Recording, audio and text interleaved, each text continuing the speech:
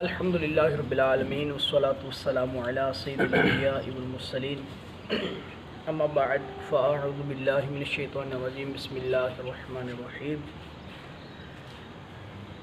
صلو علی الحبیب صلی اللہ تعالی علی محمد صلی اللہ تعالی علیہ وسلم۔ سوال بہت زیادہ اکٹھے ہوتے جا رہے تھے اور روزانہ درس کے دوران وقت نہیں ملتا تھا کہ ہم ایک ایک کر کے اس کا جواب دیں۔ آج میں نے سوچا کہ سارے سوالوں کے جواب آج اکٹھے دے دیتا ہوں۔ عربی خطبے کے دوران چندہ کرنا کیسا؟ یہاں مسجد سے حضرت صاحب کے بڑے صاحبزادے قاسم بھائی نے یہ سوال کیا ہے کہ عربی خطبے کے دوران چندہ کر سکتے ہیں یا نہیں۔ یاد رکھیں، جب امام صاحب جو خطیب صاحب ہیں وہ ممبر پر آ جائیں، ابھی دوسری اذان بھی شروع نہیں ہوئی، ممبر پر وہ آ جائیں، پھر مؤذن اٹھتے ہیں، اذان دیتے ہیں، پھر اس کے بعد خطبہ ہوتا ہے۔ جب امام خطبے والا امام خطیب جو ہے وہ ممبر پر بیٹھ جائے، اس کے بعد چلنا پھرنا یہ منع ہے، چلنا پھرنا منع ہے۔ اس کے بعد اگر کوئی آئے تو اس کے لیے سنتیں پڑھنا منع ہے، وہ سنتیں نہیں پڑھے گا، بیٹھ جائے گا۔ خطبہ شروع ہو جائے تو اعلیٰ حضرت نے فتاوی رضویہ شریف میں لکھا ہے کہ جب شخص مسجد میں داخل ہو تو جہاں ہے وہیں بیٹھ جائے، چل بھی نہیں سکتا خطبے کے دوران۔ وہ شخص جو مسجد سے باہر سے آیا، کوئی کام کی نیت نہیں ہے، مطلب نماز پڑھنے کے لیے آیا اور کوئی کام نہیں کر رہا، اس کے لیے بھی یہ ہے کہ وہ فوراً وہیں پر بیٹھ جائے، آگے مسجد میں چلے نہیں۔ تو چندہ کرنا کیسے جائز ہو سکتا ہے؟ چندہ کرنے کے لیے تو آپ کو پورا ایک ورک کرنا پڑے گا، ٹوکری اٹھائیں گے، سب کے سامنے جائیں گے، پھر دوسرے لوگ بھی نکالیں گے پیسے، تو یہ تو پورا مطلب وہ سسٹم ہی ختم ہو جائے گا۔ تو اس کی اجازت نہیں ہے، عربی خطبے کے دوران چندہ کرنے کی اجازت نہیں ہے۔ خطیب صاحب جب تشریف لے آتے ہیں تو بس اب خطیب کی طرف دیکھ رہے ہیں۔ خطبے کے دوران یہ بھی بڑا ایک معاملہ ہوتا ہے، سارے اپنے اپنے چار دانوں بیٹھے ہوں گے، کوئی ادھر دیکھ رہا ہے، کوئی ادھر دیکھ رہا ہے، کوئی جناب کھیل رہا ہے، کوئی کیا کر رہا ہے، کوئی ناخنوں سے لگا ہوا ہے، بچے آپس میں گفتگو کر رہے ہیں، کوئی اس کو اشارے کر رہا ہے، کوئی ہوئے نہیں کرو، چپ ہو جاؤ، خاموش ہو جاؤ۔ اس سب کی اجازت نہیں ہے، بالکل خاموشی کے ساتھ خطیب کی طرف چہرہ کرنا ہے۔ اگر کوئی شخص مسجد کی صف کے ادھر کونے میں بیٹھا ہوا ہے، اب اس نے اگر قبلہ کی طرف چہرہ کیا ہوا ہے تو اس کو خطبے کے دوران اس کی بھی اجازت نہیں ہے، وہ خطبے کے دوران خطیب کی طرف دیکھے گا۔ جو آہستہ آہستہ جیسے جیسے صف لمبی ہوتی جائے گی تو وہ اپنا رخ جو ہے وہ خطیب کی طرف موڑتے جائیں گے، اپنا رخ قبلہ کی طرف۔ خطبے کے دوران قبلہ کی طرف نہیں رکھنا بلکہ خطیب کی طرف رکھنا ہے۔ یوں سمجھیں کہ خطبے کے دوران ہمارا قبلہ کیا ہے؟ خطیب صاحب، ہم نے خطیب کی طرف دیکھنا۔ خطبے سے پہلے کلیکٹ کر سکتے ہیں؟ خطبے سے پہلے کلیکٹ یوں کر سکتے ہیں کہ اذان ابھی نہیں ہوئی تو اذان سے پہلے، اذان اگر اذان کے لیے کھڑا ہو گیا، اذان شروع ہو گئی یا اس ٹائم پھر نہیں کر سکتے۔ ماتھے پر امامہ یا ٹوپی ہو تو اس صورت میں سجدہ ہو جائے گا؟ نہیں۔ جیسے آپ کا یہ امامہ ہے، یہ یہاں پر ہے، اب اگر کوئی سجدہ کرتا ہے تو سجدہ ہو جائے گا؟ ہو جائے گا، بالکل ہو جائے گا۔ کب ہو جائے گا؟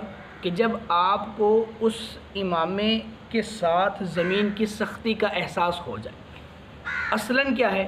اصلاً یہ ہے کہ جب آپ سجدہ کرتے ہیں تو سجدے کے دوران پیشانی کو زمین کی سختی کا احساس ہونا یہ ضروری ہے۔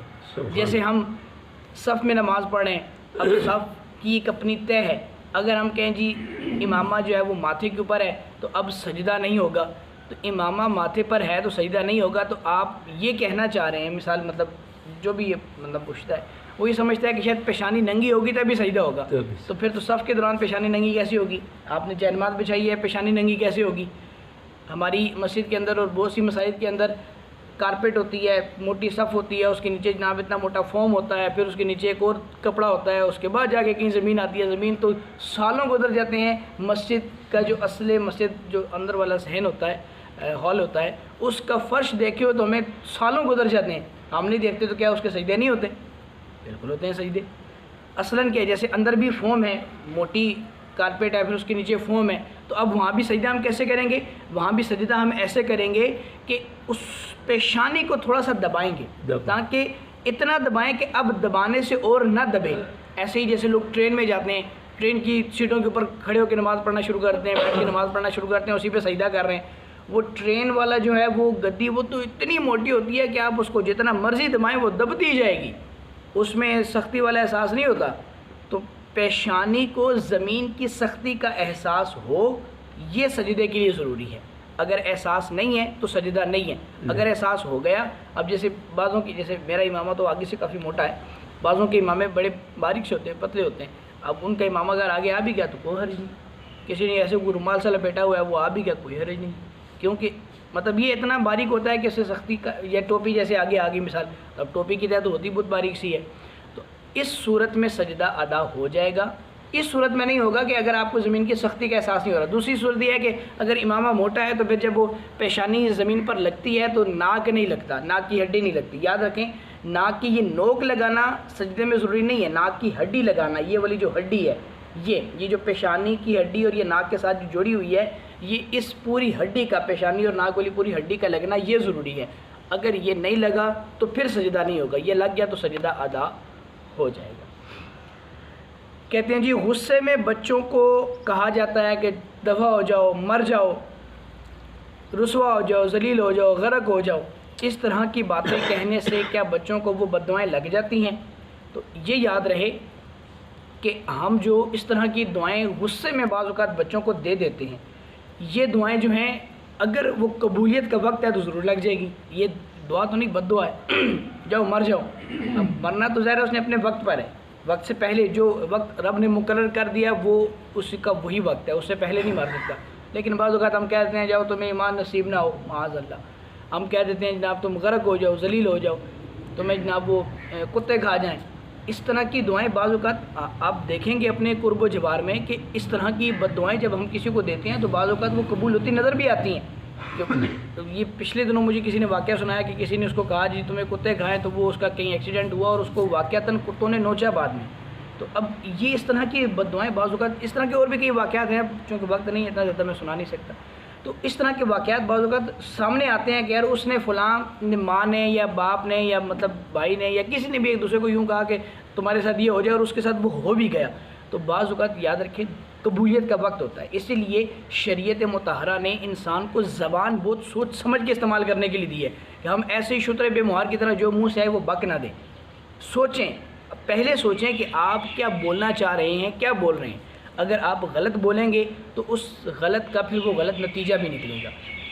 حضور جان عالم علیہ السلام ارشاد فرماتے ہیں کہ ہماری زبان، حدیث مبارکہ ہے، مفہوم عرض کر رہا ہوں، ہماری جو زبان ہے منہ کی، یہ فرشتوں کا قلم ہے، اور ہمارے منہ کا تھوک جو ہے یہ فرشتوں کی سیاہی ہے۔ ہم جو بھی بولیں گے وہ لکھ لیں گے، جو بھی ہمارے منہ سے نکلے گا وہ لکھ لیں گے۔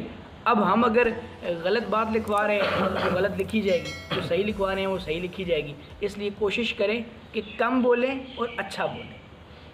زیادہ بولیں گے، بہت زیادہ گفتگو کرنے والے جو شخص ہوتے ہیں لگاتار 24 آور بولتے رہتے ہیں۔ میں ایک شخص کے ساتھ سفر کیا میں نے لاہور کا، راول پنڈی سے بیٹھے لاہور کے، لاہور نہیں فیصل آباد کے، لاہور واقعہ سے فیصل آباد تک اس بندے کی زبان 1 منٹ کے لیے خاموش نہیں ہوئی، مسلسل بول رہے ہیں، مسلسل بول رہے ہیں۔ کافی پرانی بات ہے، 10 12 15 سال پرانی بات ہے۔ اب وہ مسلسل بولی جا رہے ہیں، بولی جا رہے ہیں، بولی جا رہے ہیں۔ اب خدا جانے اتنی باتیں ان کے پاس کہاں سے آ گئیں۔ اب ان باتوں میں وہ انہوں نے کتنی باتیں غلط بولی، کئی جھوٹ بولے ہوں گے، کئی جناب انہوں نے غیبتیں کی ہوں گی۔ اب کیا کرے بندہ، بعض اوقات کسی کو روک بھی نہیں سکتا۔ میں ان کو جانتا بھی نہیں تھا، بس وہ ایسے کبھی ایک موضوع پکڑتے ہیں، کبھی دوسرا پکڑتے ہیں۔ تو اس لیے کم بولیں اور اچھا بولیں، ایسا بولیں جو دوسرے کو خوش کرنے والا ہو، اس کے دل کو اچھا کرنے والا ہو۔ اگر ہم غلط بول جائیں گے، کوئی بد دعا دے دیں گے، کوئی جھوٹ بول دیں گے، غیبت کر دیں گے، تو اس کے طرح طرح کے عذابات ہیں۔ اللہ تبارک و تعالی ہماری جو ہے وہ اس پر اصلاح فرمائے۔ 1 2 سوال اور ہیں، وہ انشاءاللہ پھر نیکسٹ کسی موضوع پہ۔ آمین بجاہ